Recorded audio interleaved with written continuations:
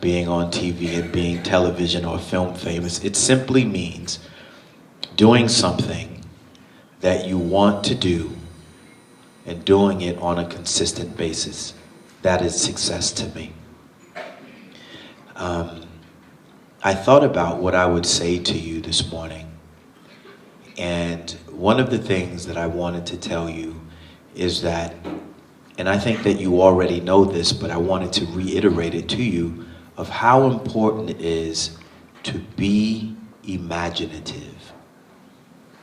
I'm going to say that again. How important it is to be imaginative. Creating your life in your mind first. Creating your life in your head first. And being able to see a desired effect in your mind. There are a lot of adults who no longer do that. You guys have leverage. And when I say that you have leverage, I mean your age. Most of you, all of you in school here are under the age of 21. So, clearly, right? So you have the ability to own the world, to hold the world in the palm of your hands and demand of the world what you desire. I really mean that. And it starts off with your imagination. How many of you have ever, by a raise of hands, how many of you have ever just closed your eyes and said, I want to be, whatever it is, or I want to do, by the raise of hands? You see, you hold the secret. It's imagination, it's creativity. Everyone who sets out on a goal and is successful, they create a goal in their mind and then they follow it through with physical action. But it starts there. The chair that I'm sitting on, somebody thought about, how can I assist people to relax? And they thought about a chair. This microphone, somebody said, how can I assist somebody into projecting their voice? Somebody said, micro, small, phone, projection, right? So they said, if we put this together and it looks like this and blah, blah, blah, etc., etc., etc., now we have the microphone. So it starts off in your mind first. A lot of times people are on the internet, they're on the gram, they're on Facebook, they're on Twitter. But remember this, and again, I don't think that I have to kind of push this too much with you in terms of an issue, but no one's giving out awards or large paydays in terms of a check from a huge company because you're an expert tweeting. Nobody's giving you awards or paying you a large sum of money because you have the most posts on Facebook.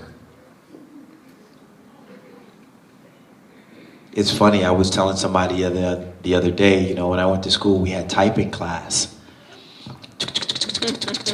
And I wasn't good at all, and I really didn't pay too much attention to it because I was dancing all the time, right? I was performing, I was in acting classes, and I was like, typing, I don't want to type, I want to perform. But if somebody hired me today to type 60 words a minute, I'm like, look, I'm not going to be using all my fingers, but my thumbs are on fire, right? We could type 60, 70 words a minute with our thumbs, can't we? Right? But in all seriousness, focus on what you want to do in life. Create leverage by looking people up who are doing what you want to do. Study them. Get to know them intimately by studying them. And then role model, meaning if you do what they did, chances are you'll get what they got. If you do what they did, chances are you'll get what they got. Does that make sense? There's a book by a man named Napoleon Hill. Oh, somebody's read that book. The hand of the person that just clapped. Okay, there you go. Napoleon Hill wrote a book called Think and Grow Rich. He interviewed Andrew Carnegie, who did not go to college, but everybody knows who Andrew Carnegie is, right? You heard of Carnegie Hall, right? That's Andrew Carnegie. Never went to college. But Andrew Carnegie was smart enough, watch this. He wasn't an expert.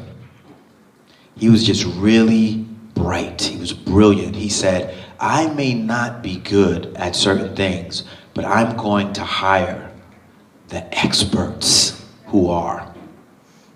You see what I'm saying? A smart person does that. They go, I'm going to surround myself with people who are experts at what they do.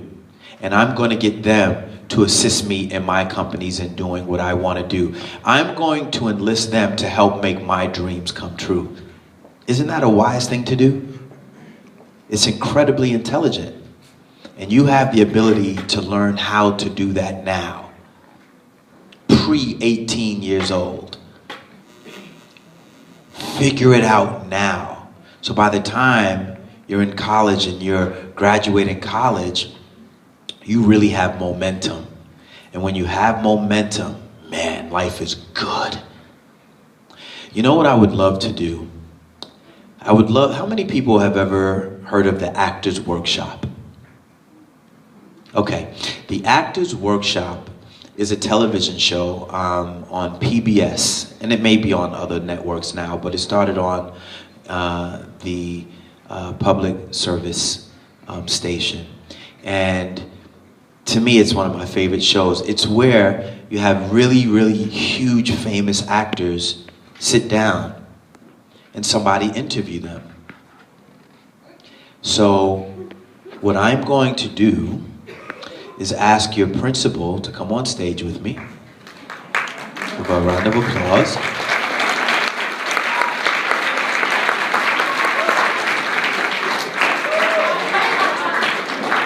And if you'd like to join us, you can do that as well. And I'm going to hand the mic over and kind of do an interview style segment here for you guys. And for those people who can't stay, thank you so much for coming in. And have a great rest of the year if I don't see you for the rest of the year. But yeah, I'd love to come back. I'd love to come back. Maybe we could do some workshops, some acting workshops, some dance workshops. That'll be great. Would you like that? We're gonna make that happen. One person I want to acknowledge in the room, the reason that I'm actually here. Ericka, can you stand up, please? Or can you come up just so they can see you?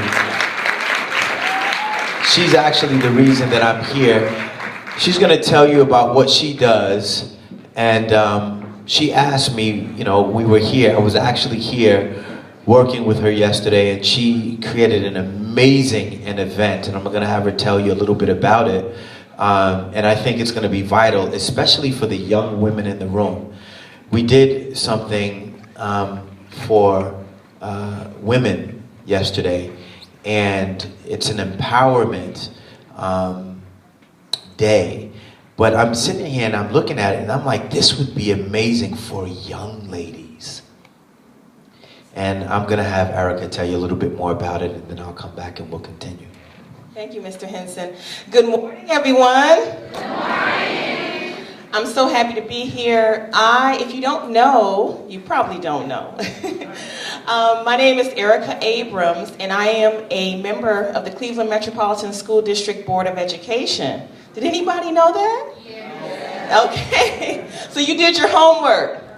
Well, obviously, you all are very important to me, and I am a graduate of the Cleveland schools. I graduated from East High School.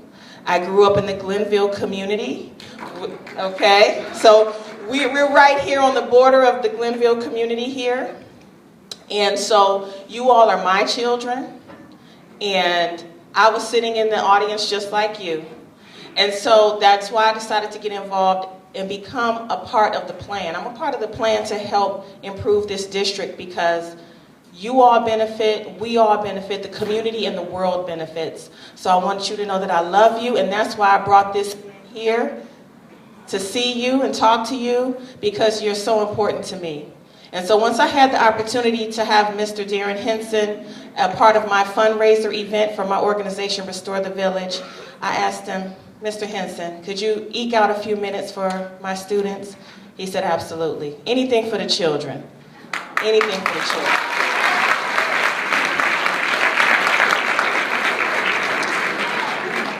So that's a perfect segue back to this wonderful gentleman, because I want you to have every moment that he has available for you. Thank you.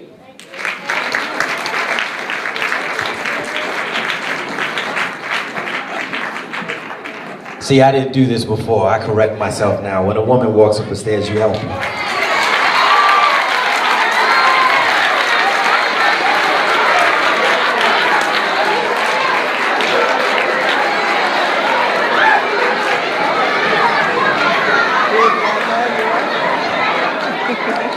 Isn't that right, ladies? That's right. That's what a gentleman does. Fellas, start helping these women get up these stairs.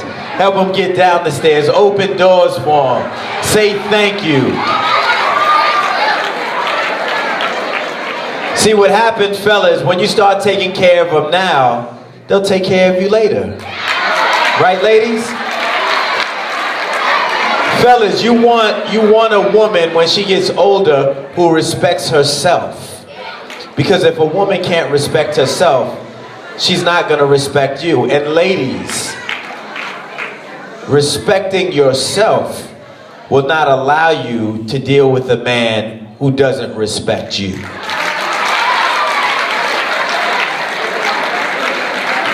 Start getting used to respect now, so you make sure you get it later on. Start getting used to it. Demand it now, so you don't fall for the okie doke later on. Start demanding it now, so you don't have to ask for it later. It's just there for you.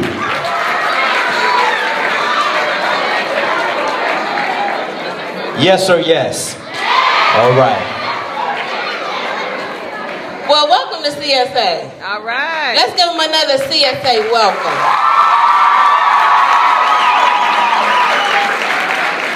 So, can we relax and do this family style? All right. So tell us how you got, where are you from?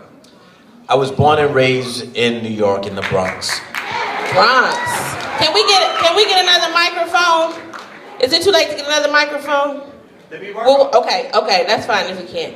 Okay, so tell us how you got started. You went to public school number 592. How did it work? I grew up in the Bronx, and originally I went to PS 70, and then my family and I, we had to move, and then I went to PS 47, which is a school that I still remember. You know what's amazing about school is when you go and you're aware, you fall in love with class. You fall in love with the possibilities of what you're going to learn the next day. You see, when I started to pay attention to my ability, I couldn't wait to get to school because it wasn't about anybody else. It was about what I was going to challenge myself the following day with. You see, what are we going to learn today that I'm going to be able to use? What are we going to learn today that I'll never forget? It was always about, what am I going to learn? What is someone going to teach me that I'll be able to know, that I'll be able to use, that I can use in a conversation? And it got exciting for me. The world became brighter when I figured that out, like, wow, I know this. And once I know, it's mine. No one can ever take it away from me. So was it a traditional high school, or did you get to do, like here, they have their majors, whether it's dance, vocal, arts, I don't want to miss anybody. drama, creative writing, band, orchestra, just to